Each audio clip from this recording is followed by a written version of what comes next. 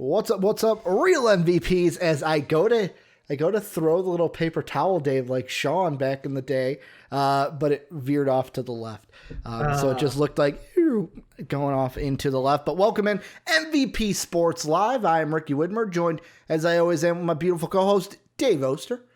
Hey everybody, Dave. Gotta ask, how was your weekend? How did you do in fantasy this week? Was it a good week for Dave?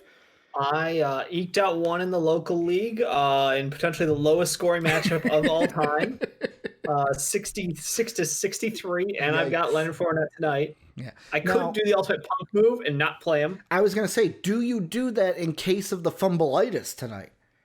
I don't think he fumbles 2 times without gaining some sort of yardage, so I think I'm a holdout there. And then I'm spanking whoever in the MVP league. Dave's like don't even matter. I do know who you're spanking. It is Brandon. And the only reason I know that is Brandon is ahead of me. So I'm going to move up into third because I've also Dave, I told Tim I wasn't going to announce this. This is everyone getting an early taste of a tweet that you will be seeing tonight because Tom Brady's not scoring 80 points tonight in his game. Dave, there's some constants in this world. You know, a clock is always right 2 times a year. There's 4 seasons in a year, taxes. Depends on the area. And then beating Mark Webber in fantasy football. Controversial, depending on who you are. Controversial, but depending on who you are. And then beating Mark Webber in fantasy football. There is that rule. Whipped him twice. So sorry, Mark. You went 0-2 against me this week in both leagues. It helps that I have Dalvin Cook in both of those leagues. Dalvin Cook single-handedly winning both of those games. Well, I mean, in our personal league, I had Dalvin Cook with 46, and then DK Metcalf with 28. Yeah, and then the Eagles defense with 21. So I won. Yep. They're alone. But we got a jam-packed show for you guys today, talking all NFL, recapping the week that happened, talking about some trades as the trade deadline is tomorrow, and we got tons of stuff that could be going down in the NFL. Hopefully it's a busy trade deadline because those are always more exciting than ones where we hear crickets. But before we start, very quickly, if you haven't joined the Discord, you're behind the 8 ball. Link down below in the description or ! Discord into Twitch chat to join that. If you like the show, want to support us, patreon.com/MVPvids is one of the ways you can do that while getting special perks for supporting us. You can also support us by throwing us a sub on Twitch, where we are live every Monday through Friday, twitch.tv/MVPvids. But we are also on YouTube. If you ever miss a show, want extra content, MVP Sports is where you go on YouTube for that. But Dave, trade deadline is upon us. It is tomorrow. Election day move over because you are not the only thing happening on Tuesday, November 3rd. Election is very important, but trade deadline is also happening. The U.S. presidential election to move over. That's just not something you can do. You know, I voted early, so I don't have to worry about it. That's the right answer. So maybe that's why I'm saying move over. But Dave, I do agree with you. Vote if you have not. Vote, vote, vote, vote, vote. I don't need to be Russell Wilson and tell you to vote a million times. But there's a couple deals that already happened. To me, the big one, though, we had, Williamson, the linebacker. He's going from the Jets to the Steelers. He's probably very happy about that. His Twitter photo was him hitchhiking in his full Jets uniform. I love that. Out front. It was great. I love that. Alexander, I believe he's going to the 49ers, I want to say.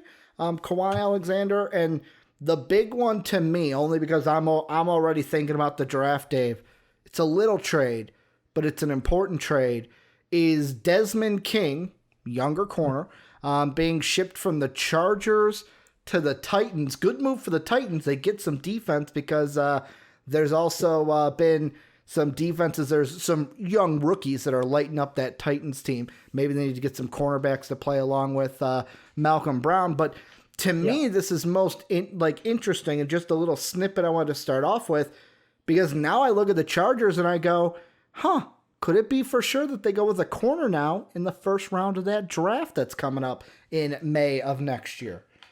I mean, yeah, it does open up that conversation. It also, of course, means free agency as well. They could be looking. They do have some money to spend out there. I know their cap situation is favorable because they'll have a bunch of big deals. But yeah, no, I mean, I think it's a win-win deal. Titans need help now. They can get it. Boom, Desmond King, go for it. And then obviously Chargers long term, hey, opens up situations. I think it's good. Honestly, the most disappointing thing was that Titans game. Yeah. And after watching that game, I think they had to do something before they, it's like, all right, well, shit, you got how long to fix this shit? Get it done. Let's get it done. Let's get it done. And the Titans, they are a team that, like, here, I'll ask you this because Jake threw this out. I'll throw the Titans in there too. The Steelers, it was really the question was, the Steelers are 7-0, but Jake on Twitter said it don't matter. They ain't beating the Chiefs. Can either the Steelers or the Titans right now hold a candle to the Chiefs in the playoffs? Or is at this point, should it be, well, it's the Chiefs to the Super Bowl until I actually see otherwise? Steelers, absolutely. Titans, maybe. Yeah, I think they both can beat them in a game. Totally. I don't think this is Chiefs are walking away with the season. I mean, the Chiefs are a very good team, but they did lose to the Raiders.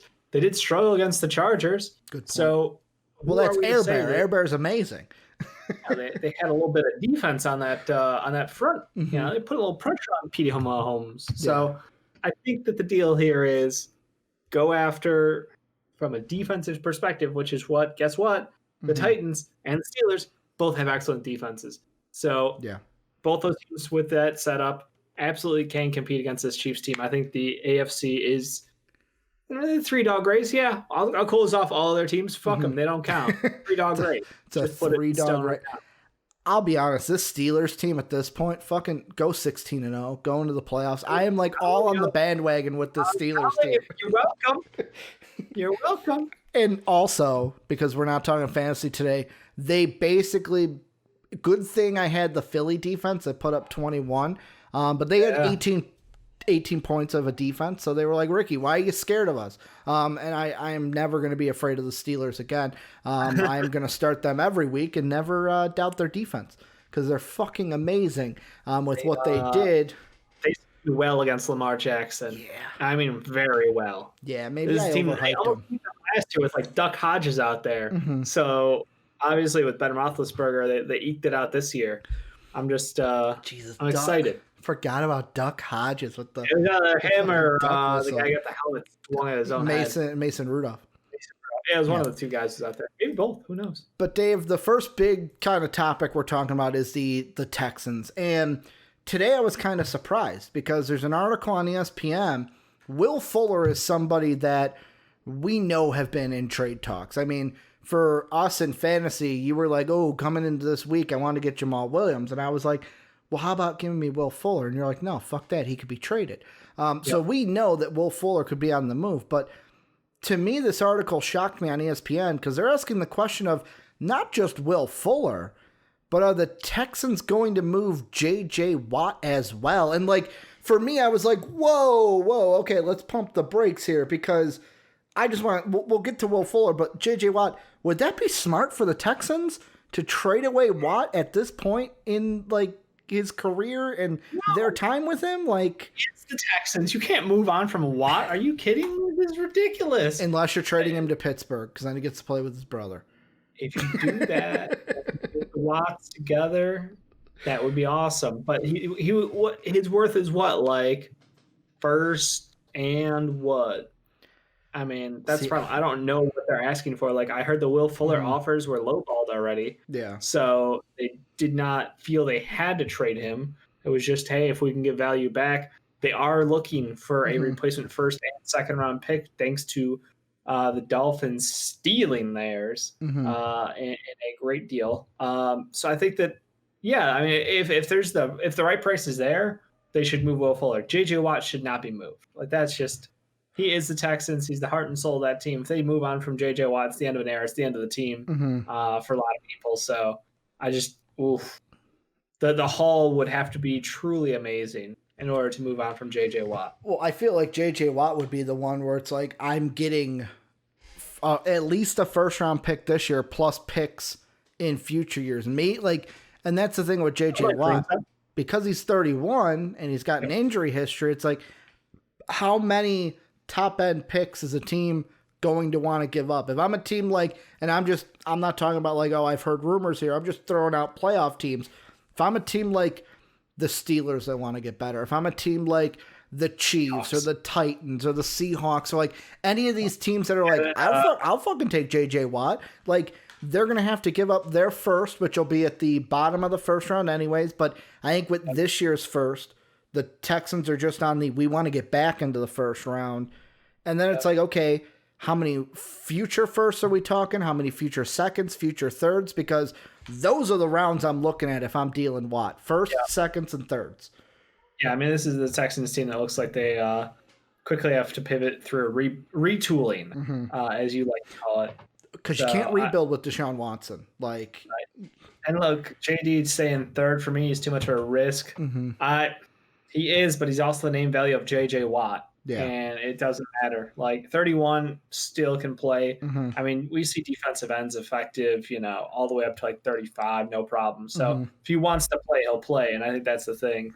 I don't have any concerns with that. He's just one of the best locker room guys. He's done so much for charities, done so much for local businesses and helping out. Like, you can't find a better guy than J.J. Watt out there. So, yeah, the haul would have to be huge for him.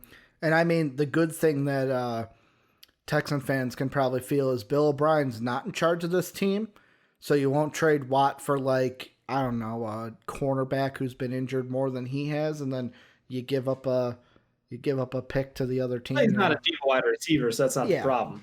But the other move, Will Fuller, Kenny Stills is also in trade talks too. So both their receivers these are the guys that are probably more likely to be moved, right, Dave? Or at least we're hoping, because like this free agency, there's going to be wide receivers up. The one big name I know that when I was playing WoW this weekend, Shane O'Mac, Thunder Geek or Thunder Gecko, I think is his name now, because he switched it on Twitter. He was talking about the Colts, and A-Rob came up because he's going to be a free agent. There's going to be like T.Y. Hilton could be a free agent this offseason. So it's like the Texans can reload. Do you see Stills or Fuller being moved? Because like you said, the Fuller offers right now, teams are just trying to lowball the Texans like, hey, you need to give him up more than I need to come and get him on my team. Yeah, it's a funny situation because we complained about the Texans' lack of replacing Nuke out there. And what are we all saying? Oh, well, you should trade your best wide receiver.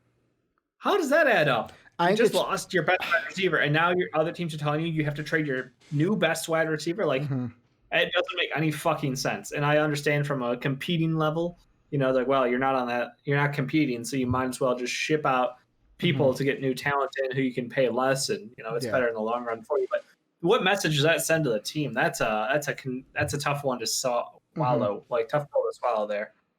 Yeah, I mean, for me, it's like, so pulling up the spot racks, like, so Will Fuller and Kenny Stills, the only reason I see them on the trade block is because they're free agents at the end of the year.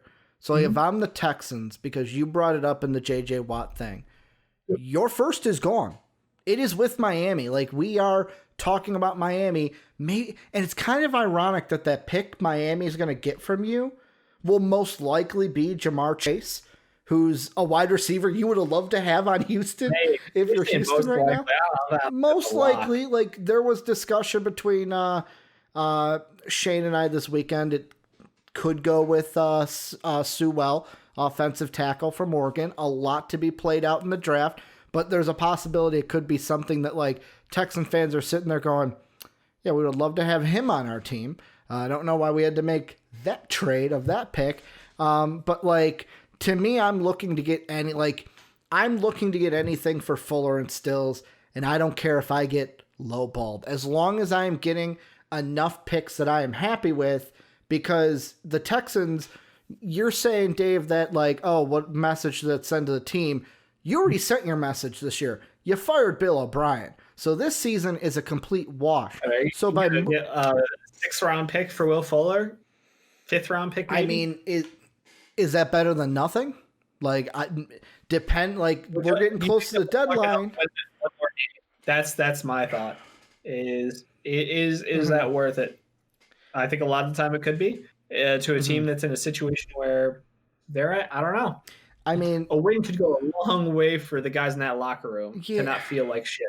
Yeah, I feel like with these two guys, I'm getting any amounts of picks I can. Like right now, I'm not making that deal right now. Maybe tomorrow it's a different thing. Like we're getting close to the deadline. It's like, well, I'd rather have that than him just walking away, because with this team, they have in those later rounds a 4th, a 5th, 2 6th, and a 7th. So like if you add maybe like a 5th and a 6th, that can give you arsenal to move up in the draft from maybe like, okay, we're going to trade some like 5th, 6th, maybe our 4th, and like mix some picks up to move up into the 3rd, to move up from the 5th into the 4th, and kind of play around that way to where it's like, we're not going to draft this guy in the 6th. We're going to use this as ammo to move up and get a guy that we want in that draft.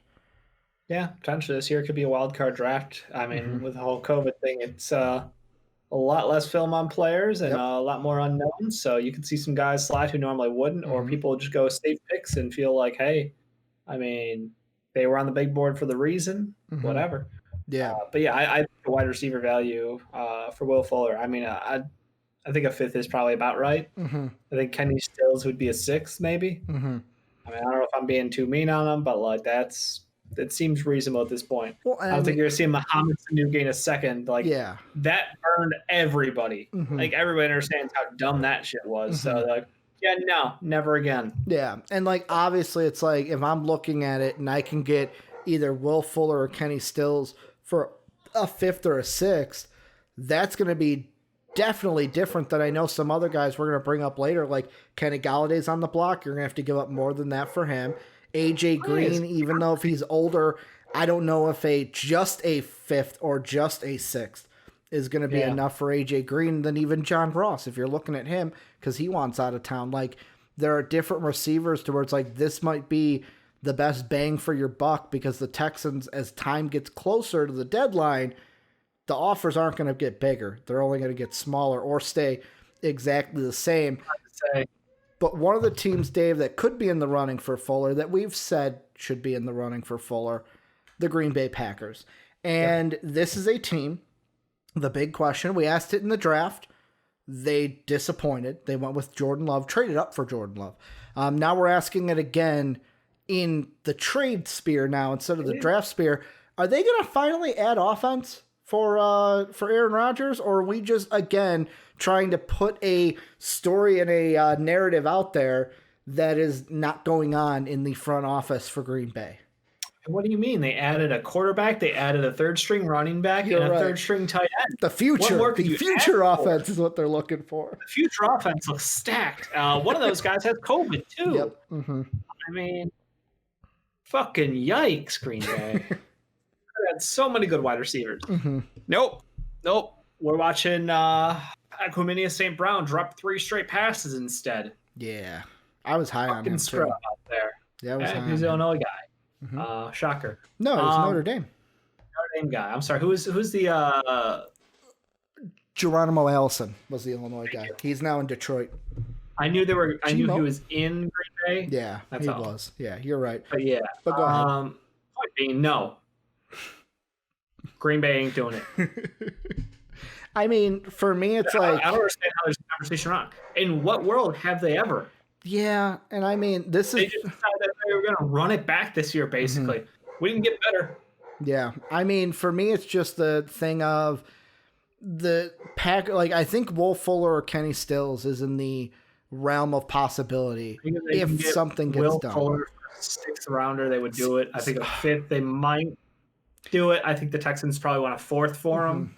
That's probably what the argument is. Yeah, because Ian Rappaport says that the Texans want a high pick. So like I'm thinking like when I think high pick, I'm thinking like all right, a 2nd or a 3rd for Will Fuller. I wonder if it's going to come down to, and we'll see this play out tonight into tomorrow. You want a 3rd, we offer a 6th. You want a 3rd, we offer a 6th. And by the time they get to the absolute last point, a 4th. Like, I wonder if, yet again, I feel like the Texans would take that. Will the Packers get to that point where it was like, or will they stand pat and say, like, this is our offer, this is our offer, this is our offer? Sure fucking seems like the Packers are cool with just running it back without more help. Sure seems that way, Rick. Yeah, the thing that shocks me about the Packers is there are people out there that are like the JJ Watt thing we talked about. There are people out there that are like fantasy booking that, like, oh, the Packers should trade for JJ Watt. And I was like, how does that help Aaron Rodgers? Like, I know that gives them a pass rusher. Yeah, it puts more pressure on the quarterback. I don't know if they saw what happened yesterday, but that wasn't 100% their problem. Yeah. You know, just knowing that one man was going to touch the ball every single play and you couldn't stop him. That's a bit of a problem. Yeah, I mean, with the Packers, I would love for them to make a move. I just don't know if they are going to make them. Like, that's it's not in character. It's not in character for them to do it. That's why. I mean, I will refuse to believe it until I see it happen, kind of thing. Yeah, I mean, it's a good point because, like, there are wide receivers out there. Just, I don't think they're going to make a move, and obviously they don't need a running back or anything. John Ross, former uber talented, super quick receiver, getting coach's decision out of games, just not even suiting up anymore. Blasting his team on Twitter that basically he fucking wants out and he's ready to play. It's almost like if he was good enough to play, he would be playing. Or if he is good enough to play, he's that much of an asshole that they would rather lose without him, which says a whole lot about your character. Yeah, so and that's kind of radioactive in my mind. JD's saying, "Please take him." Like, that's another thing. A team coming in. If you think he's an asshole, do I want to add that into my locker room and just like drop that into my little nucleus? A 7th rounder in Auden Tate. Yeah, Auden Tate is doing better than John Ross. Dave, though, the other big news coming into these trade line rumors, I did not see this until late last night of Ryan Kerrigan apparently wants out of Washington. I don't know why anyone would want out of Washington, Dave, as that is highly sarcasm for anyone who does not know. Sorry, WFT fans out there, but you're not an ideal situation for some people right now. Dave, does Washington end up trading Ryan Kerrigan? Because right now it's a standstill. Kerrigan wants out. Washington's like, nope, not getting traded. Go fuck yourself, basically. Like, the answer is a hard no then, don't it? Is he under contract for multiple years? I am pulling that up right now. Spot Rack is being a little bit... Yes. He signed a 5-year deal, but it doesn't tell me what year unless I click on the link and it's not opening.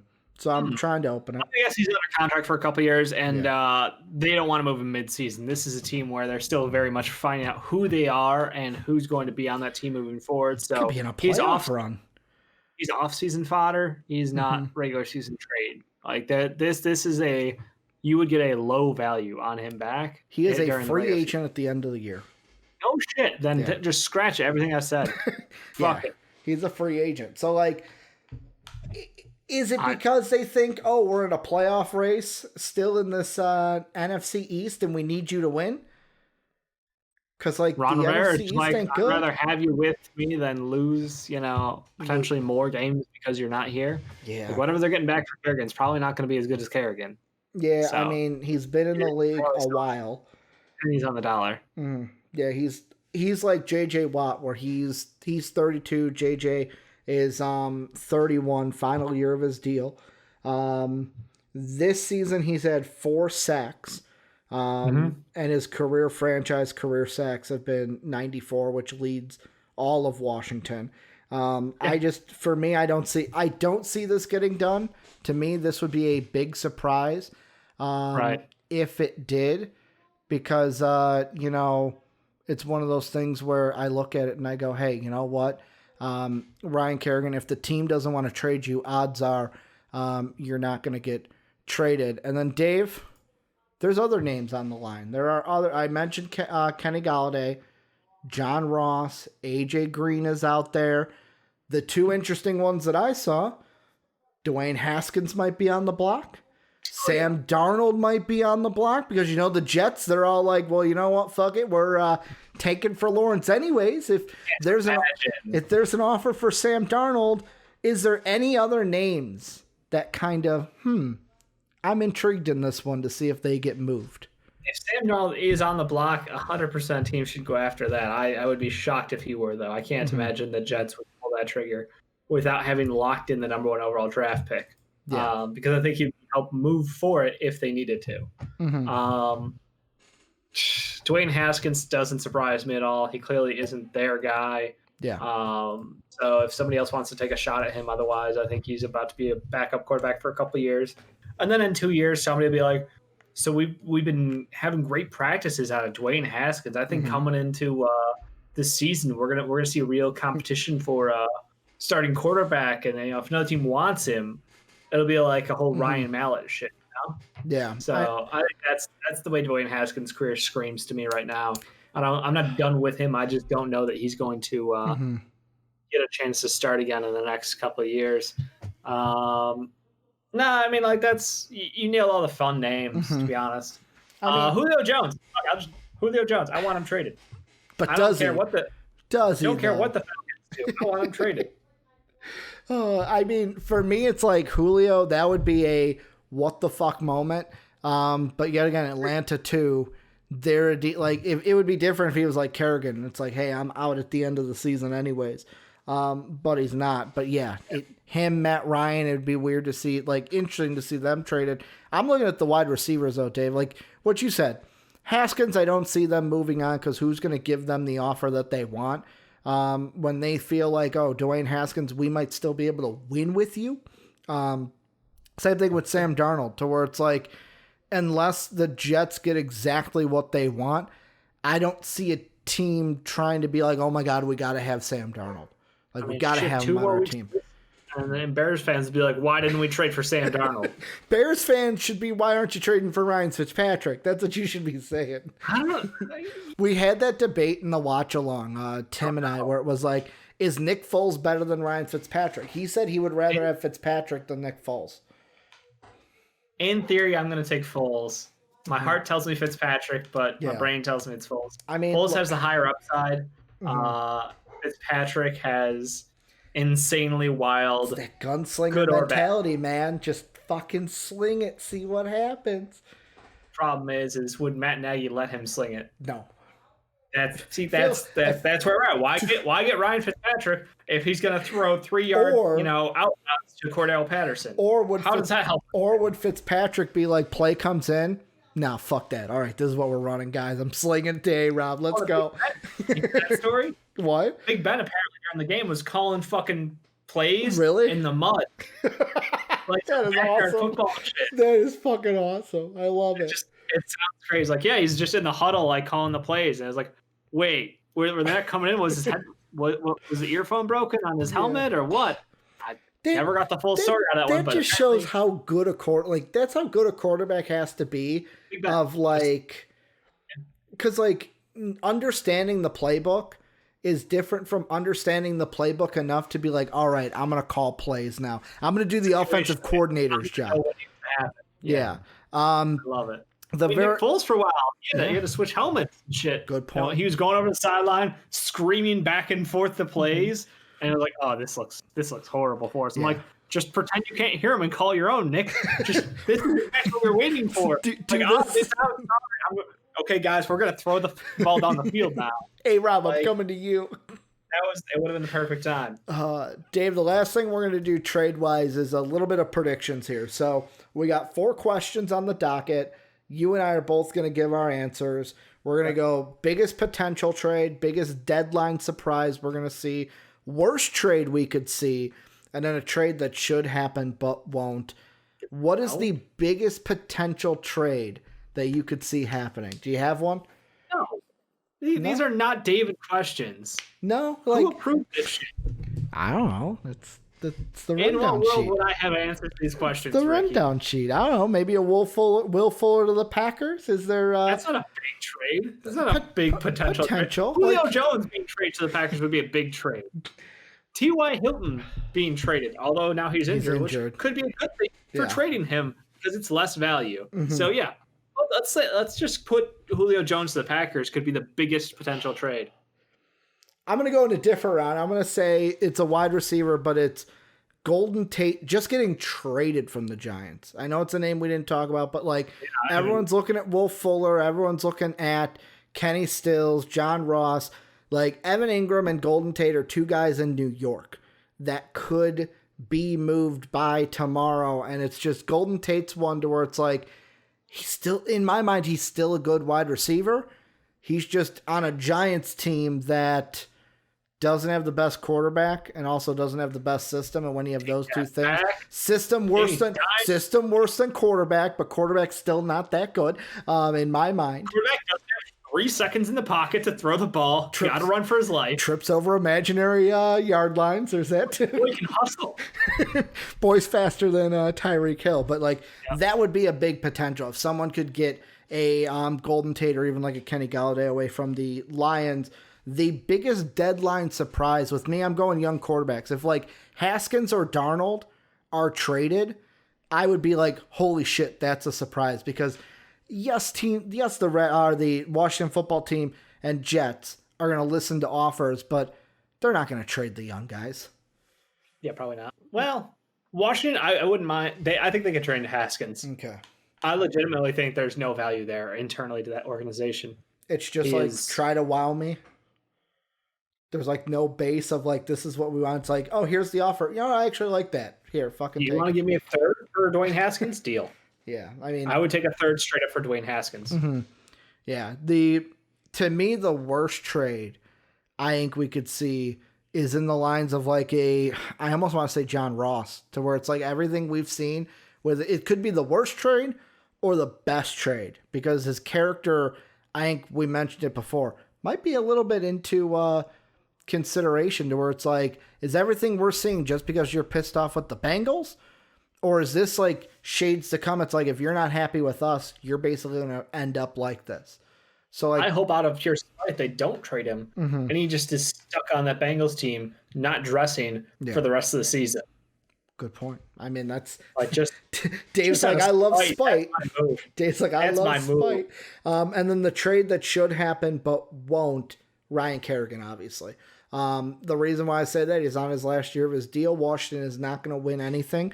If you believe they're going to win the division, you are smoking something a little bit. And I think they should try to move him for anything that they can, but I don't think that they will move him at the end of the day. Dave, let's move into a segment we love before we get into the NFL recaps. And these are the dampest of dudes, the soggiest of shooters, the moistest of men, and sometimes the mistiest of misses. They're football players for today. These are our wet boys. And these are our players of the previous day. For this, it's the previous weekend. So a bunch of wet boy candidates for this great Monday. How we do it is Dave picks a wet boy, I pick a wet boy, and then the patrons at patreon.com/MVPvids, silver and above, get to pick their wet boy as well. So go ahead and support us there if you want to get in on the action. Dave, I ain't going to take much time away from you. Who's your wet boy? Keeping it easy here. I'm taking the MVP of the league and Russell Wilson. Just going out there, dropping the best passes in the league. Last week, it was the Tyler Lockett show. This week, you got to even it out. It's got to be the DK Metcalf show. DK Metcalf potentially is the next Julio Jones now, is what I'm hearing. And LeBron James called him Baby Bron. Yep. So, I mean, it's everything you want to hear as a fan on that Seahawks team. Mm-hmm. I just, oof. And he I think tied now the record for touchdowns through 8 weeks of the season. Yep. I think it is a Tom Brady record. Mm-hmm. So he's on track right now to still have a ridiculous number of total touchdowns this season. He's just incredible. But he has to be, because if Russell Wilson isn't flawless, the Seahawks team will not win a game. So fingers crossed, thumbs up, buddy. Keep doing what you're doing out there. But dear God, don't take a Sunday off. Dave's like, I'm your biggest fan. Let's go. Let's win this MVP. Not a day off. You can't do it. It's like I said when we were doing the picks last week. It's like Russell Wilson, Seahawks coming off a loss. It's just like when Aaron Rodgers came off a loss. It couldn't mean good things for the 49ers, but we're going to get into that game later because there's more with it. My wet boy is simple. Like, everyone knew where I was going with this, right? Or kind of the feeling. I'm surprised you're not wearing the hoodie right now. It's Dalvin Cook. My big old Vikings hoodie. Dalvin Cook, I would like to thank you personally. You won me both of my fantasy leagues single-handedly. getting me almost 50 points in both of them. So I'm very thankful for you and everything that you bring to my team. You almost made the 2-week absence from you where I lost both of my games in both of my leagues. It was a very bad 2 weeks, but at least you came out with a bang. Oh, you lost a running back for 2 weeks. I did. So sad. And I Tell lost me how that both, feels. and I lost the owner of Miles Sanders, Christian McCaffrey. You knew what you were and getting Joe into. Mixon. You knew whoever you drafted, they weren't lasting, Dave. That's just your curse. I know. But thank you, Dalvin Cook. And but also, I'm kind of mad at you, Dalvin Cook, because you now have made people feel like Kirk Cousins isn't a problem with this team. And people are forgetting that Kirk Cousins sucks and that we really need to get rid of him. So, like, I'm happy for you, but I'm warned not. you. Yeah, you did. He still sucks and still needs to get out of town. So, Kirk Cousins, get out of here. The last one, Dave, JD, I hope you're still watching. Or if you've tuned out on Twitch, that you've come to the VOD on YouTube. And I'm looking right at you, JD. We got to talk because JD was one of the patrons who voted for the next wet boy, and that is Joe Burrows. And I want to read exactly what JD put, because usually when people vote, they just put a name. They just go, here's the name. JD had a lot to write, and he said, I don't care if I'm being a homer. For those of you who don't know, JD's a Bengals fan. I am going with Joe Burrows. We need to finally get the man a wet boy, and he led a pretty bad Bengals team with all second and third stringers on the O-line to beat the Titans. There are some things you said there that were true. The Bengals are bad. The Titans are good. But I've got one question for you, JD. And this is a question that people have asked us a lot of times. Mostly Minnesota Timberwolves fans have asked us. Do you even watch, bro? Do you even watch? Wait, I'm going to read this again. We need to finally get the man a wet boy. Go back to September 18th. I gave Joe Burrows a wet boy after his performance where he should have beat Baker Mayfield. That's so this is Joe Burrows' second wet boy. So it's not a big problem I got with you. You're still my buddy, JD. But I just saw that and I was like, wait a second. Wait. This is not Joe Burrows' first wet boy. We have given him the respect that he is due. He gets his second win as a rookie. And also Kingy is throwing out the Gravanta Tank Davis recount because for boxing. I watched the uppercut. It's legit. I have no arguments against that. But James like, I don't watch boxing. I don't. That would have been a great write-in. I don't know, Ricky. Was there a write-in for Gravanta? What do you mean? No, our patron one was Joe Burrows. So there was no other votes. No, it was Joe Burrows and Dalvin Cook, and I took Dalvin Cook. Okay. So it was split down the line between. I almost wanted it like early on when Dalvin Cook was leading the vote. I'm like, cool, I can give my love to Grayson McCall, who's also been a wet boy. Coastal Carolina, the Chanticleers. He had 5 touchdowns in his game. They're ranked number 20th, Dave. Let's go. The Boise State of 2020 is alive. Please now. But yeah, Joe Burrows then pulled ahead, and I was like, fuck it. Dalvin Cook is mine, and he's where he belongs, home with me. But Dave, NFL Week 8 is gone. It's in the books. Sayonara. We got one game tonight. Bucks Giants, who if you missed the picks on Friday, Dave and I are both going with the Bucks. Mm-hmm. Duh. No shocker there. Great weekend for picks. For you. Not a great weekend. For you, I gained a game on you, so I'm happy. It's about we had one pick that was not the same. I gained one on you. So let's see. We'll talk about what we talk about, but yeah, Bears suck. So now instead of being 7 wins or 7 picks behind you, I'm now 6 picks behind you. But Dave, let's go through these game by game. The first one, Bills Patriots. This was one that came down to it had to come down to Cam Newton because it shouldn't have, but Cam Newton, who's already in jeopardy of losing his job, who has already been on the trade block but will probably not get traded, had a run late for a first down, and Dave, what does he do? Right hand, left hand. He fumbles the ball. Bills recover.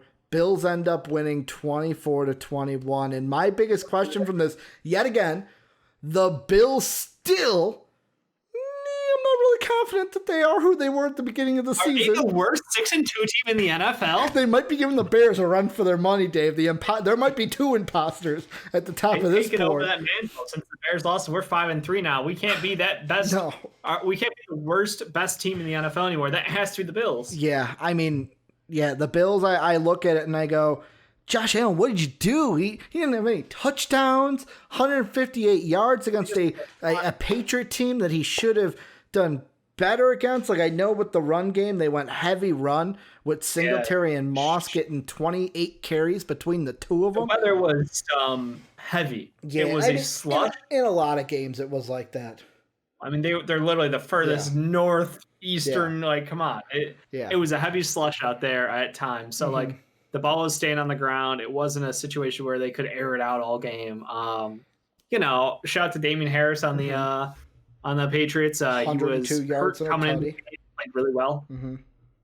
A lot of yardage out there, but it is what it is. Am I disappointed in the Bills? Yes. Does Cam Newton lose his job though? Like, is this not it? Yet. Okay. One more week. Not yet again. Okay.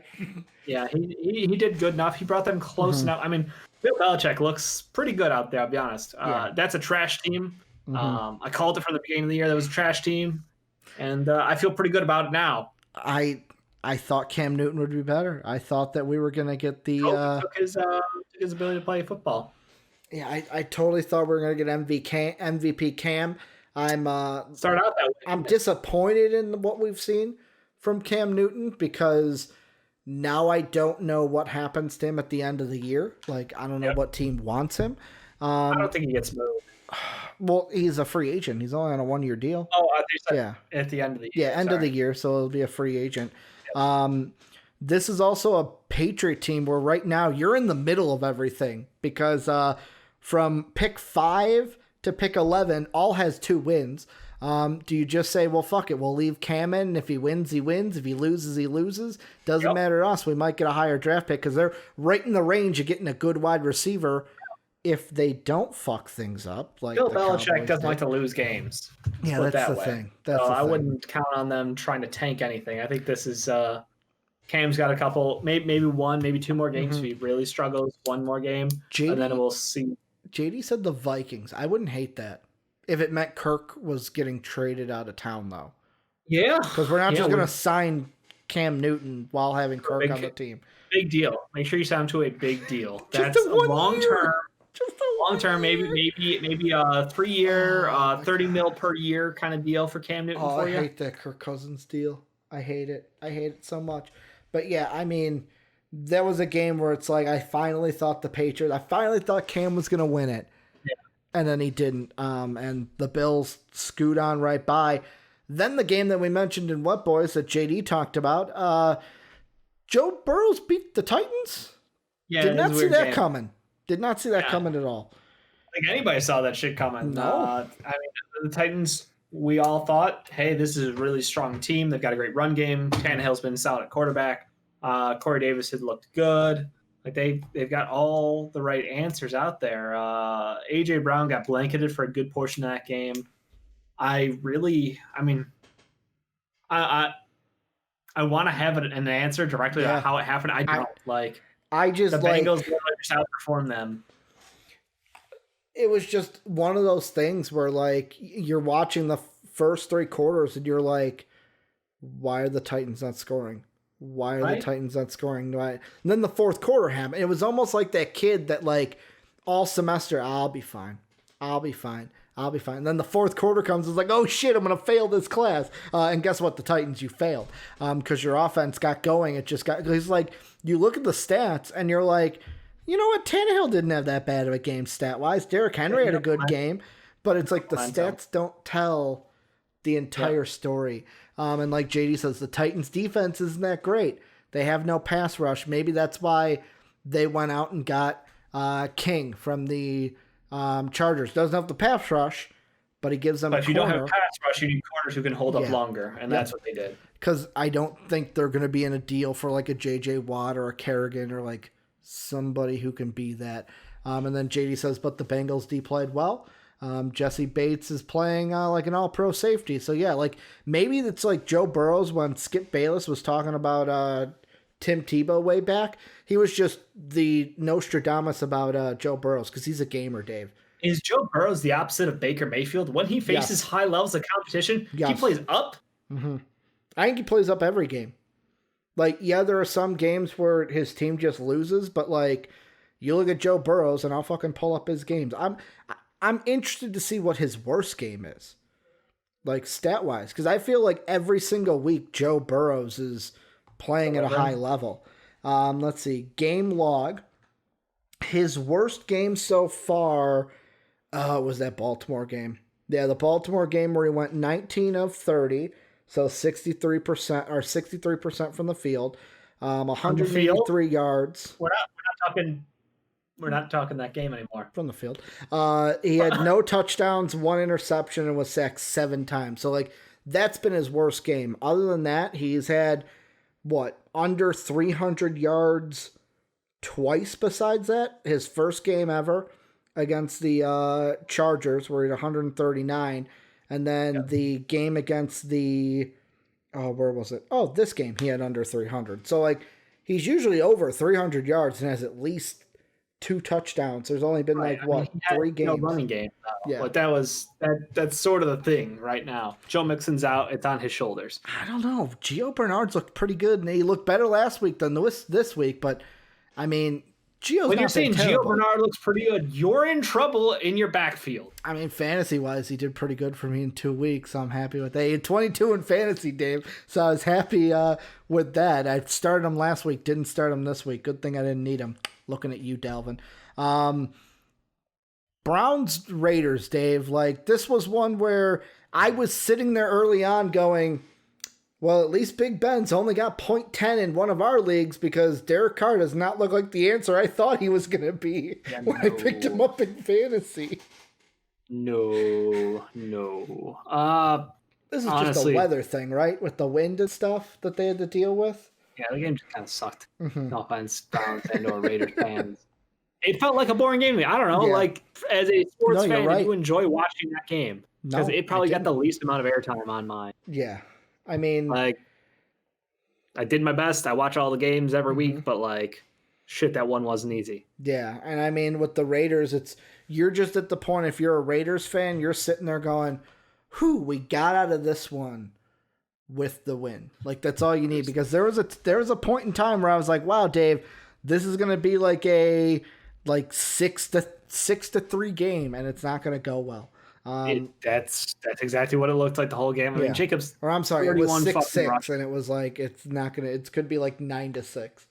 Yeah. Josh Jacobs had 31 rushes on his own. I mean, yes, we get it. Weather affects the game. Yeah. Obviously, the crazy winds across the Midwest. I mean, we dealt with it everywhere from Green Bay, Chicago, there, all the way over. We talked about the Bills already, too, in New England. So, like, it's just, it's that time of year when weather's going to happen and you got to change your game plan. But, like, Baker Mayfield looked like poop. Derek Carr looked like poop.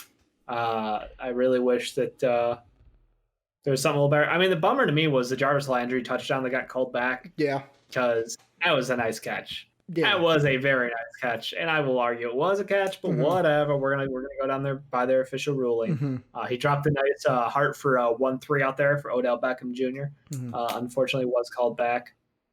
I mean, shit like that. It is what it is. Yeah, and like you said, this was one where it was like watching Red Zone. I was like, have I seen the Raiders Browns in a while? But at the same time, when nothing's going on, Red Zone's not going to go to it.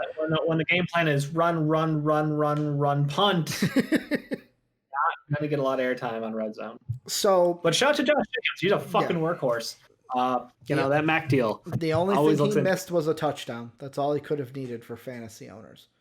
But, like, he had a good day. If you were in PPR, he touched the ball 31 fucking times on the ground. I mean, PPR is not for carries, though. That's just receptions. Oh, I'm sorry. Yeah, it is. Yeah. Wait, is it? Yep, it is. It's points per reception, not points per carry. There are some leagues though that do points per carry, or like half a point per carry. I thought I've seen. Yeah, it's stupid because you could have like, I have 10 carries for negative some yards. It's like, I'm positive. It's like, why? Because carries are different than receptions. But the next game, 41-21, Colts with the win. This was one that we were looking at. But I had, yet again, Shane O'Mac coming in on the weekend for one of my WoW streams, and he was asking me about the Colts. And I was like, this could be a trap game. I don't know what to expect from the Lions. Apparently, you expect 3-3 or around there from the Lions, because I saw a meme this weekend of 2018, 3-3, 2019, 2-3-1, 2020, 3-3, and it's the Ralph Wiggum at the end of the bus, and it goes, "I'm in danger." That's what the Lions are. But it was nice to see the Colts get a dominant win, even though T.Y. Hilton injured, and Adam Schefter putting out today, T.Y. Hilton out for rest of the game so he was out the rest of yesterday's game. Didn't hear anything today. A groin injury. That Colts defense is legit though. Mm-hmm.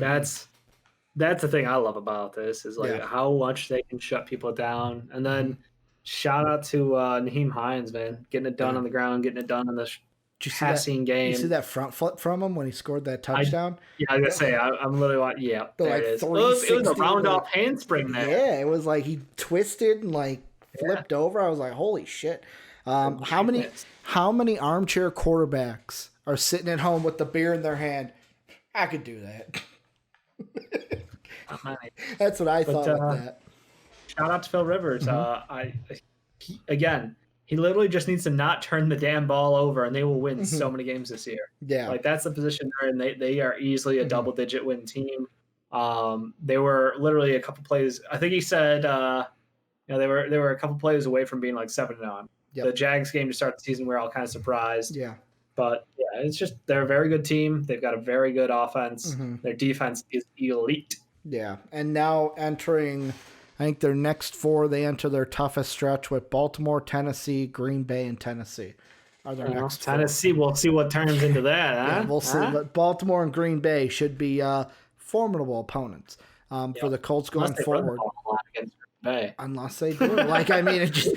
Maybe Jonathan Taylor has 4 touchdowns that game.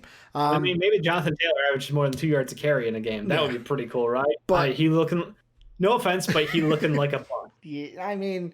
Some games he looks good, some games he doesn't look good. There's not the consistency there yet. But yet again, he's a rookie. The fifth round pick from 2018's making him look bad. Yet again, Nick Hines has been in the Jordan Wilkins. Oh well, yet again, when you're in the NFL, 5th round pick. Dave, I'm not saying talent's not there, but you would think we would have heard his name by now. That's all I'm saying. But I'm saying break out 2 years later when Jonathan Taylor's a rookie. Let's not get overreactive with throwing out the B word. An NFL ready role. You can take a step out of college into the NFL, and you can succeed instantly. That position some guys as well just struggle with it. Are the 2 most easily transferable skills because your job doesn't change. Some guys just struggle though. It's just a thing of college is different than the NFL. How long does it take for him to figure it out? Because the season was just next year. Marlon Mack injury. I was like, it's his time. Yep. Here we go. Pick up where you left off, kid. Be the monster you were in college. Doesn't have it. Also it's the thing of is he Trent Richardson? I want to know. What? Is he Trent Richardson? No, he's not Trent Richardson. Is he making horrible decisions when it comes to where he should cut? See, is he ran into his own offensive line? I'm gonna say it's more of let me see until next year. But for me, I'd put my money on the NFL. They're dudes. You're going up against grown men every day, not kids like you were. College, it's easy to be the big man on campus. The next game, though, Dave, you mentioned the Packers and their weak defense. I didn't expect fucking Dalvin Cook to have 4 touchdowns in this one. No, I did not. Because there was a part of me that's ooh, Dalvin Cook with a touchdown. Nice. And I was like, oh shit, we're going to win this game. I don't want to win this game. I want a higher draft pick. So in my mind, the tank has set in to where I was confused a little bit. Kirk Cousins didn't have to do much, which I guess is a good game. Maybe if we play like this, we might win the rest of our games and go 10, 11, and 5 the rest of the way, but I'm not putting my money on it. Nice joke. Wasn't it literally last year when Kirk Cousins was throwing the ball 8 times in a game or 10 times in a game, and your offense was freaking the shit out because throw the freaking ball. That's when Diggs and Thielen both spoke up. Yeah, last year was he targeted, let's see, his attempts per game were 10, 32, 21, 36. So like he was throwing the ball, he was just throwing it towards 10. I remember the game with 10. Yeah, and it was like that was the one against Atlanta week 1. Yeah, and it was like, okay, this team hates offense. Mm-hmm.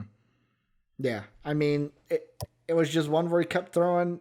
He had some games in his first year where it was like, oh, he had 14, but geez, against the Jets and the Saints, 40 and fucking 41 in 2018. But that's what we're talking about. The question here, Dave, is the Vikings, whatever, they got to win. Congrats to Vikings fans like myself, Skull, all that good stuff. Yeah. How concerned should Packer fans feel because of this? Was this just one where it was like, you know what, our best asset is Aaron Rodgers? It was a little windy out there. We knew the wind was going to be in effect today. His wide receivers dropped about 17 passes. He literally was perfect, and then it was 3 straight plays of dropped balls, and it was like, you can't even be mad at him. Like, what do you want him to do? He can only throw the ball. He can't throw and catch the same ball. Like, I can't do your job for you, is what I'm pretty sure he was saying in the huddle. Brett Favre can. So if Brett Favre can, Aaron Rodgers should be able to. To his credit, I already ripped on Equimini St. Brown once. Yeah. He went back to him play after play, even after the drops, and I was like, well, that's impressive, because I would have been like, that guy, the fuck off. I'll take the next no-namer off the practice squad, put him out here. Like, someone's got to catch this ball, and I don't know who it's going to be. So they're a problem, or they're a team with one problem, and that is they have no wide receiver talent outside Devontae Adams, who is potentially the best wide receiver in football. Big deal here for them. Obviously, they have no run defense. Whatever, they can manage that as long as their wide receivers catch the goddamn ball. Yeah, it's very much a Seattle type feel out here. I think they're very similar teams. They're so dependent on their quarterback to do all the heavy lifting for them. The only difference is Seattle has weapons on that offense. As far as wide receivers, Green Bay has running backs. Green Bay has 2 great running backs. Seattle has none. Seattle has great wide receivers. Green Bay has 1. Yeah, there's also a part of me, too, that it's like, I wonder if the Viking defense knew where it was like, okay, we know what the weather's going to be like. We're going to focus our defense to where it's like, Williams, you're not doing it. Like, 16 carries for 76 yards or 75 yards? And I know that, like, in the middle of the game, shit changes to where it's like, oh, shit. What was the largest lead that the Packers were down by? Let me pull this up. So, like, if you're down, especially in the fourth quarter, you're down 28-14. Well, okay, we can't run the ball a lot. Like, you still got to keep that identity, but we got to throw it in order to score and not run clock. And, like, it's just Jamal like Williams had an excellent day. He was not the problem. Again, 4.7 yards per carry. Dillon even had 4.2. Rodgers on a couple runs had 4.5. MVS had fucking 4 on his one. Or like, they did not stop the run. This was literally self-destruction by the Packers not catching the goddamn ball. Like, it's literally an embarrassment at the wide receiver position. Hands, do you have them? Can you just grasp onto a round object? No. That's the problem. That is 110% this Packers team problem. That's why it's so confusing to think, why won't they just make a trade? Why didn't they draft someone? Yeah, and I mean, I just looked up who the Packers' next game is, Dave. Yeah. I feel sorry for the 49ers on Thursday. Not only are they decrepit with injury right now, but Aaron Rodgers after a loss, it's not going to be happy. Scary Aaron Rodgers. To where it's going to be a scary game on Thursday for the 49ers. You can bet that. But the next game, Chiefs-Jets, I mean, Patrick Mahomes, 5 touchdowns, but, like, the Jets suck. Like, this is one where it's like, I expected this to happen. That's why I didn't give Mahomes a wet boy. I was like, what did you think he was going to do? Yeah, I know. I was the same way. I'm like, man, Mahomes scored 5. And I was like, yeah, but it's the Jets. It's the Jets. The thing that's the bigger story is the next game, Dave. Not only does Tua Tagovailoa get his first win in his first start, Dave, take your victory lap, because the Dolphins making the playoffs might be happening, but holy shit does this defense and special teams show up to where they had 2 fumble recoveries for touchdowns and a punt return. Yeah. Two things. One, I think Tua's first offensive snap outside handing the ball off, so I guess his second one, was a sack fumble touchdown. So that's unfortunate. That's the memorable start to your career you're always hoping for as a quarterback. But yeah, I mean, Jared Goff, I talked about it before. He's not a good quarterback. He is the most protected quarterback by his offensive play calling and McVay. Like, he's in a situation where if he doesn't fuck up, this team wins games. Boy, howdy did he fuck up. Yeah. Like, this was awesome to watch. I wish that Tua would have gotten in a position to throw the ball a little bit more, sling the ball around a little. Let's only crack 93 yards. What Tua can do. Only 93. The answer was we're winning this game with our defense, and we will just crush clock. And I don't give a damn about your stat line. That's what the coaching staff of the Dolphins said. Yeah. Like, oh, that's cute. It's your first game. You know what? We're not going to lose it. You've thrown for literally no yards. Cool. You can dink and dunk for no yardage. We're going to continue to hand the ball off, and we're just going to count clock. That was a hell of a game plan. Yeah, I mean, to go off of the Goff thing you said, this is the point that I'm thinking of. Remember when Ram fans were saying no Gurley, no problem? Yeah. I think not having a guy like Todd Gurley on this team is a problem because I'll tell you why Goff is exposed. And I'm using the E word exposed, Dave, because back in the day when Gurley, and I'm not saying you should still have Gurley on the team. Gurley has changed. But without having that dominant back, what Gurley was, defenses can say, I'm not afraid of your running backs. I don't have to fucking load the box. I'm just going to fucking make sure Jared Goff can't pass. I'm going to get after Jared Goff. I'm going to cover your wide receivers. And it's like, that's what we're seeing. Without having a weapon in the backfield for this Rams team to basically lean on, that's why Jared Goff is being exposed. Because you're right, by himself, he cannot do what he did when this team went to the Super Bowl. I mean, Henderson's moving the fucking chains. Last 3 games, 5.9, 4.2, 6.3 yards per carry. He's moving the chains. But like 9, 10 in the box. Yeah. He's not a monster. He's not like what Todd Gurley was, what like AP was back in his A-Day. There's no respect. Yeah. He's moving the ball like a fucking monster. There's no argument there. Like his yardage after touch, his yardage after he gets going, like, it's very impressive. But people don't respect him, so you're gonna deal with playing nickel a bunch out there against Goff, which creates opportunities for turnovers. And let's be fair, he will throw them. Yeah, and I mean, I'm looking at it, and it's like the last 2 before this, he had 15 and 14 carries, even 15 against Washington. But there's a lot of games in here, like 8 carries against the Giants per se, 12 against the Eagles, to where it's like, maybe it's because they're mixed, like I said, mixing up in the backfield. They have 3 guys who will get touches every single game if all 3 are healthy. He wasn't healthy the whole way through this season either. Yeah. Like they're a team that has shuffled. Like he started the season as the one. No, Malcolm Brown started the season as one. Then he started as the one. Then they switched off again. And then Cam Akers ate some carries here. And then it's just like their whole run strategy is by committee. So like you're not going to have that Derrick Henry is going to touch the ball or Josh Jacobs is going to eat the ball 31 times a game. That's not their plan. Yeah. So yeah, it's just with the Rams, it's some weeks they look damn good, but like this was an opponent I think they should have beaten. And the thing that would piss me off, it's a Ram fan, it's not even like if Tua came out and beat me, all right. Yeah. Hot shot kid beat me, but the fact that the defense beat you, I would have a problem with that, and that would stew with me today if I was a Rams fan. Then, Dave, what might be the game of the week? 28-24. Steelers getting the win over the Ravens. They stay perfect at 7-0. Big Ben, I'm sorry I doubted you. You had a pretty good week fantasy. 2 touchdowns. You didn't have as many yards, but I know muddy field and everything this week might just be a wash because of weather in most of the games. J.K. Dobbins popped off for the Ravens. They have over 100 yards on the ground for him in Mark Ingram's absence also. Yeah, I probably should have started him. Really, though? Like, there was no reason to, though, because... It was him and Gus Edwards. Yeah. And the problem was that they leaned on Gus Edwards, and he was the starter this week also. Yep. So I was like, well, they're just fucking me right now, so I won't start J.K. Dobbins. Because I thought, Why not argue with the depth charts? Mhm. If they're putting out there saying he's not the starter, Yeah. then he's not the starter. But they moved him over. He did better, and Mhm. J.K. Dobbins finally starting to pay some dividends. So we'll see what Mhm. happens.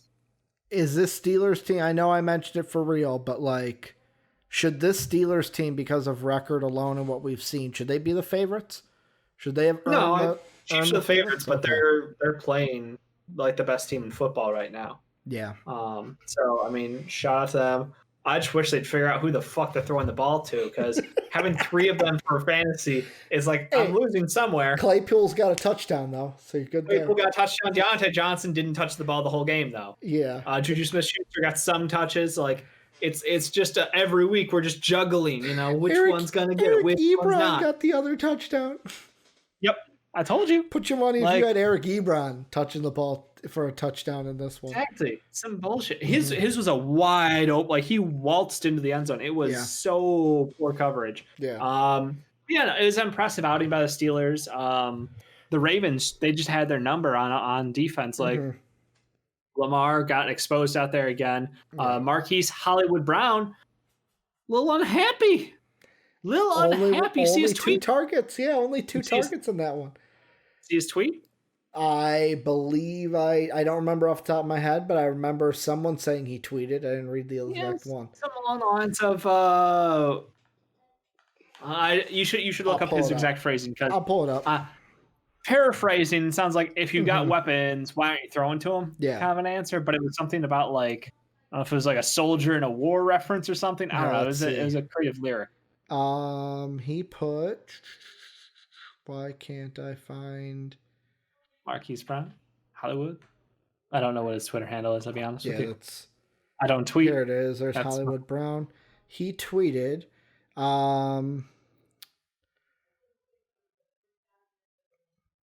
Suspense. That was from 10/23, 10/21.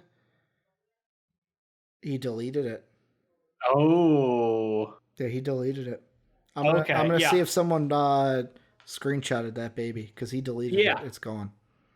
Yeah, basically his whole thing was just, why am I here if you're not gonna throw me the ball? So it sounds like there's some unhappiness in Baltimore with that play calling. And to be fair, why aren't they throwing the ball more? Like, I don't know. This is a team where if you are all in on Lamar being your guy, like, he can throw the ball. Give him the opportunity. Yeah, he made some dumb turnovers, but like, unless he's throwing the ball like 20, 25, 30 times a game, like, how do you know what his extent is when you need him to do that? Like, if you can't do that during the regular season, then what happens in playoff time when teams can stuff up the run game? Like, you need to have that as an option available. So uber disappointing play calling. 2 things about it. Number one, this was from Baltimore Beatdown, had the quote from John Harbaugh.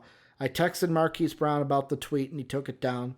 Let's leave it at that for now. The exact tweet was, what's the point of having soldiers, SOULJAS, soldiers, Of course.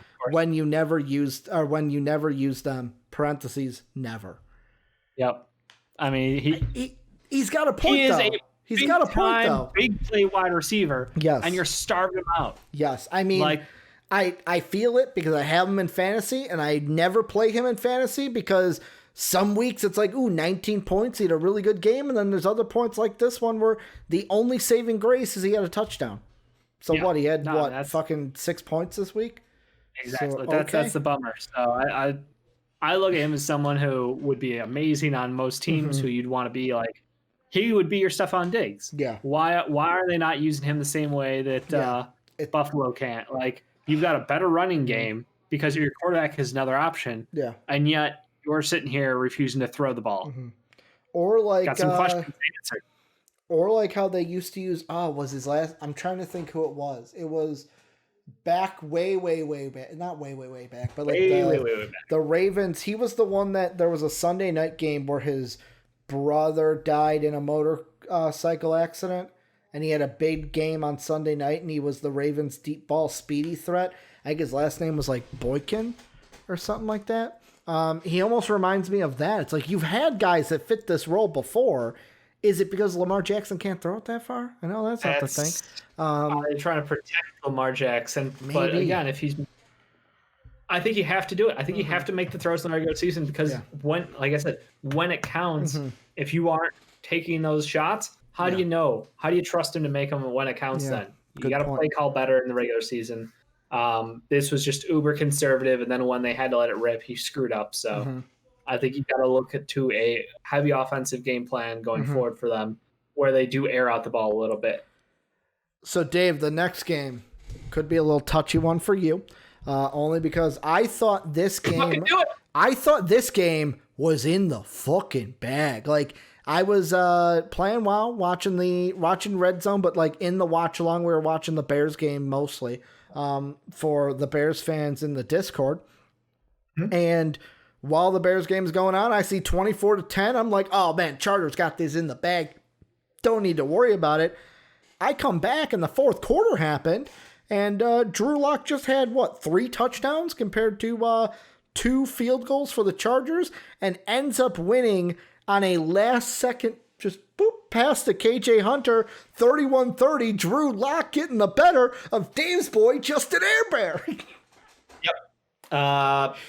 4 weeks for the Chargers, 4 blown leads. They did end up winning one of those games, but the point is 4 weeks, 4 double-digit blown leads. SportsCenter had a tweet about it earlier. I think it was like a 14, a 16, a 14, and like a 10 or something. Like every single time they fucking blow their leads. Like it's just that defense can't keep a fucking lead. And I understand Herbert didn't do you a favor this week because he had a couple picks. But you know what?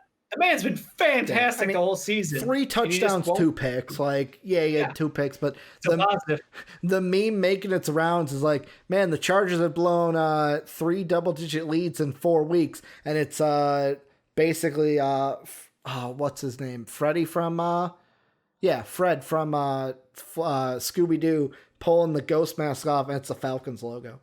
So throwing shades at the Falcons and the Chargers. This one's got to hurt, though, if you're a Chargers fan, because I thought this was locked in.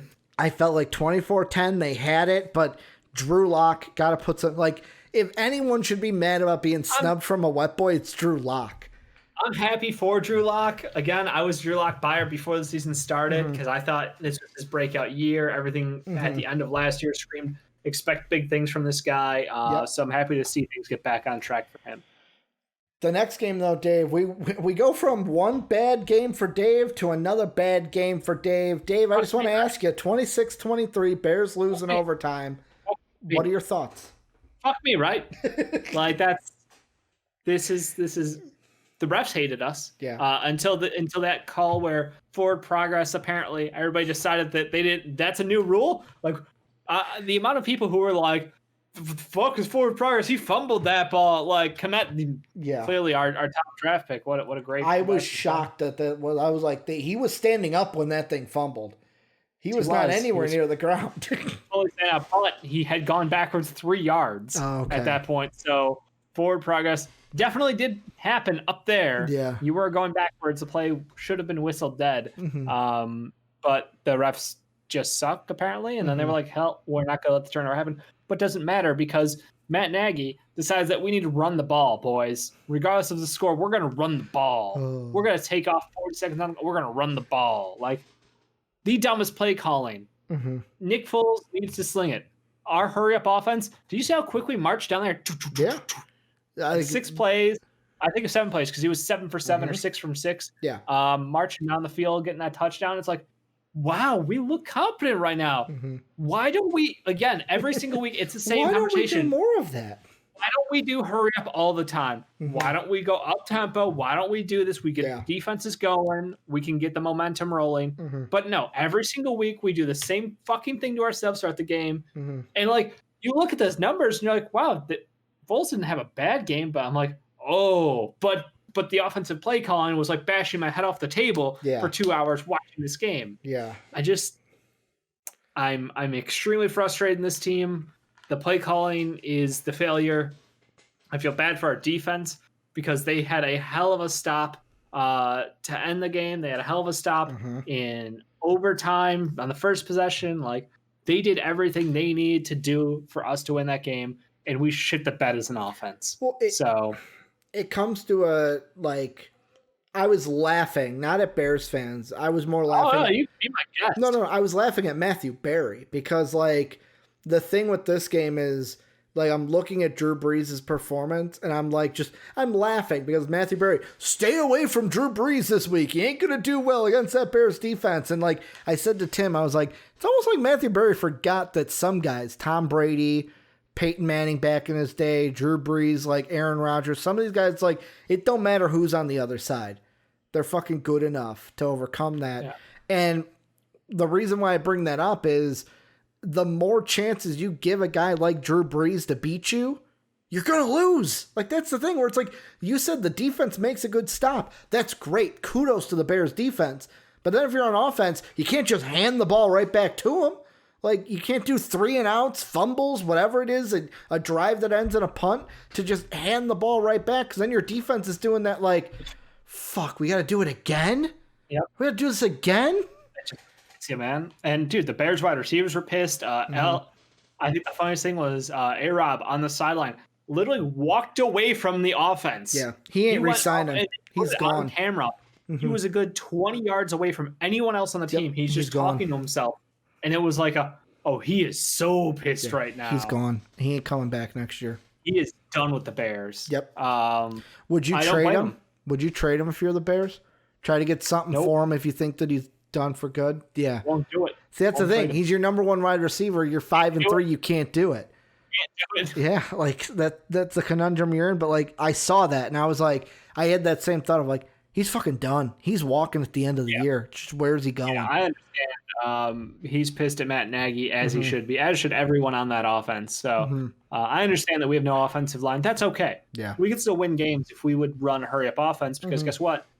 Defensive linemen, big boys, they need time to breathe. If you don't give them that time, they get gassed after pass rushing 3 plays in a row. Like, we gashed them on plays where they went zone defense. When they brought that rush, oof. Yeah. Nick Foles looks so bad under pressure. And then there was he will throw his back foot, he won't step into shit, or he'll just every sack because he has negative mobility. He looks like Tom Brady's speed. Like, somehow 10 years younger, can't move a lick.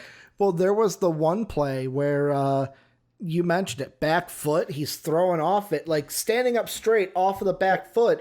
And like Tim said, how did the fucking cornerback drop that thing? Because it was right to him.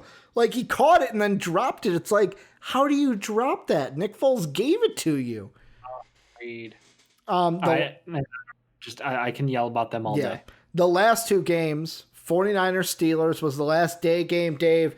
Seahawks look good, or 49ers Seahawks. I said Steelers, I meant Seahawks. Seahawks look good. Like, DK Metcalf, what we talked about in fantasy, you don't need to worry about him. It was just a bad week. I want to look at the 49ers on this side because not only is Kittle out for 8 weeks, not only is Jimmy Garoppolo, he's out indefinitely. Oster, not sure when he's coming back yet. What is Garoppolo out with other than the fact he was benched for 2 weeks in a row now? I think it was ankle. I think because he was the announcers throughout that game were mentioning his ankle throughout. They're like, oh, he's playing on that hurt ankle. It's not 100%. I double checked, but I'm just going to assume because he sucked. Yeah, I mean, like that's the question I want to ask is: are the 49ers dead in the water? No disrespect to Nick Mullins. 100%, hundo percento. This is a team that they have just been so snake bitten by injuries. I feel I feel sympathetic as the guy who injures everyone in fantasy. I'm like, you've literally gone through 4 strings of running backs, this season. You've gone like Kittle every time he looks good for 1 week, he goes down the next. So you're just a snake bitten team this year by injury bugs. Don't take it personally. Use this year as a growing year and figure out who are those big pieces moving forward for you. So from Adam Schefter, this was earlier today. First tweet said Jimmy Garoppolo is expected to be sidelined indefinitely with his high ankle sprain, sources told ESPN. 49ers feel he needs time to rest an injury that has bothered him since week 2. Nick Mullins took over for Garoppolo on Sunday. Then he tweeted out, Garoppolo is expected to be sidelined a minimum of 6 weeks and possibly longer if surgery is needed. Kittle is going to be out 8 weeks with a broken bone in his foot. So let's put it this way. There's a really good chance that both of these guys miss the rest of the regular season. Yep. Like, Kittle might be able to come back a playoff if you're even, like, the Niners fucking, like, you know how Pat McAfee does the hammer down? Hammer down. Hit the panic button, Dave. You're smashing that panic button. Code red. Woo, woo. Everything is on fire right now if you are the Niners, because I don't see them making the playoffs. I'll be honest. I could be wrong that the extra playoff team could fuck things up, but, like, Mullins can win a game or two, but he's not going to lead them to much with the guys who are left on that team. They've got Packers on a shortened week, then the Saints, then the Rams. If you go 2-1 there, you're great. But I'm seeing, like, maybe 1-2, 0-3, but more 1-2. 1-2 sounds realistic there. I mean, the only good thing is after that Rams game, you get Buffalo, who's been struggling, Washington, who should be an easy win, Dallas, who, if you lose to Dallas, just leave the NFL. Premier League, you've been demoted to college football if you lose to Dallas. Washington might be the fucking division leaders, though. Yeah, good point. Watch yourself. And then the last two, Cardinals, Seahawks, good luck winning those games with all the fucking pieces you're missing. So, like, what, you're looking at 6 losses? So you might be at, 4 for sure losses. So you're looking at 8-8 maybe potentially for this team. Scenario. And then the Sunday night game, Dave, I had a feeling this game it was eerie what happened during this game, because what's that? So I was live on Twitch in the watch along, playing WoW, watching the Sunday night game with the boys in the Discord. And it was the part in the second quarter, right at half, when it was 9-7. And I made a comment where I was like, man, this game is not going to end well. It's 9-7. Like, these teams suck. The Eagles heard me, because ever since I made that comment, Eagles, and they scored and won 33-9. It was almost Carson Wentz turned it on that second half. It was almost like at half, Wentz was like, oh yeah, that's right, we're playing the Cowboys. Right? We're playing the Cowboys. Like, we could beat them. Eagles are ahead in the division. Cowboys are still, like, bad. Like, this is a game where it's like the NFC East it shocks me to the point of how bad all these teams are. Because, like, the Eagles aren't that great either, let alone getting the win. Better in the second half than in the first half, though. Yeah, I mean, but still, you're still not in great shape. Well, it's just nobody in the NFC East is in great shape. So the Eagles fans shouldn't be singing "Fly, Eagles, fly." Shouldn't be all pumped after that win, Dave. Be happy you beat a team that you literally said you should be demoted out of. Yes. Yeah, if you lose to the Cowboys, Premier League, demote them to college football. Yeah, NFC East is a rough one. AFC East also a rough one. Like, it's just some of the worst football being played right there. Yeah, I mean, at least 2 of the teams in the AFC East actually have winning records. Right? Like, some positive. The leader in the NFC East is 3-4-1, and the rest is 2-5, 2-6, 1-6. Well, that's football right there. Giants will be 1-7 after tonight. All with negative point differentials too. You're right. Not negative 19, negative 32, negative 81. I mean, Jets are going to set a fucking record though this year, that's impressive. What's their differential? 144. Oh shit! Negative 144 points for versus points allowed. Damn, I don't even think, like, the best win percent or the best win differential. Wow, the NFC West has the best division for win differential because they're all positive. Yeah, they're all positive by at least 35. Yeah, I mean, that's a problem. Like we talked about, could 3 teams make it to the playoffs from that? Yes. Yeah. Will they? Maybe. I don't know. NFC North got some competition at the top still, as bad as we are. I mean, let's see. 1, 2, 3, 4. So you got your 4 division winners. The Bears and Bucks would be 5, 6. Yeah. That's the thing. Like, the Bears and Bucks, like, if one of those 2 teams falls, it's going to be the Bears over the Bucks. Sorry. Then maybe the door opens for the Rams, but, like, right now, is there an extra team for the playoffs this year? Yeah, it's 7. It's 7.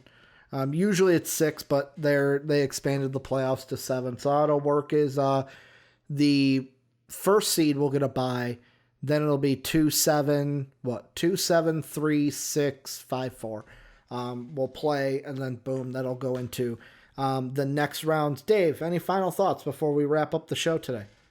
No. I mean, it was a banger of a weekend for football. I apparently missed out on some great boxing matches. I did not bet with football games, so yeah, gotta work on that next week. Also, I will say, last thing I will say is apparently some interesting comments coming in from our mock draft. Some hating on me for my Kings trade. Why would the Kings want Andre Drummond? And it doesn't seem like Kings fans mad at me for trading for Drummond. Nick fans mad at you for trading back with the Pelicans. It seems like in our mocks. That's right. Nick fans are can't say that word on air. No, let's be honest here. This is a team that their fan base was so sure that they were going to land Kevin Durant, Zion Williamson. I thought they were going to get Kyrie and KD too. Kyrie Irving. Everybody who is good at basketball. They were so delusional that they thought that they had a chance at landing these people in free agency. That they're going to get Zion in the number 1 overall pick. Am I delusional then? Because I thought KD and Kyrie were going there. Yeah, I told you the truth. That's how it works out sometimes. I didn't know the Nets would be the team, though. How it works out sometimes. Mm-hmm. So again, I'm just trying to be a realist here, Knicks fans. You're not landing a home run here. You're not hitting a grand slam. But Lonzo Ball is worlds better than what you have at point guard right now. Yeah. And moving back to get that talent is absolutely worth it in this draft class, where the number 8 pick might be as good as the number 7 pick, or as the 14 pick, or as the 21 pick. Honestly, there's not a big talent drop off there. So if you can land yourself someone like that and move on from Kevin Knox, be my guest and do it. Is that a basketball in your hand? No. It's a foam roller. Okay. I'm looking. I'm like, does Dave have a little mini foam basketball? Okay. It's a foam roller. But that is going to do it for MVP Sports Live today. Thank you guys for checking it out. Remember, join the Discord. Link down below if you're on YouTube. !Discord and Twitch gets you into that great community. If you want to support us, patreon.com/MVPvids is the way to go. You can also support us by throwing us a sub on Twitch, where we are live every Monday through Friday, twitch.tv/MVPvids. We're also on YouTube at MVP Sports. Dave and I will be back tomorrow, maybe covering some trades that happened in the NFL, maybe covering other sports news too, because we'll see if anything gets down and dirty and kind of busy before that NFL trade deadline. Thank you again for watching and listening, and as always, have a good day, everybody.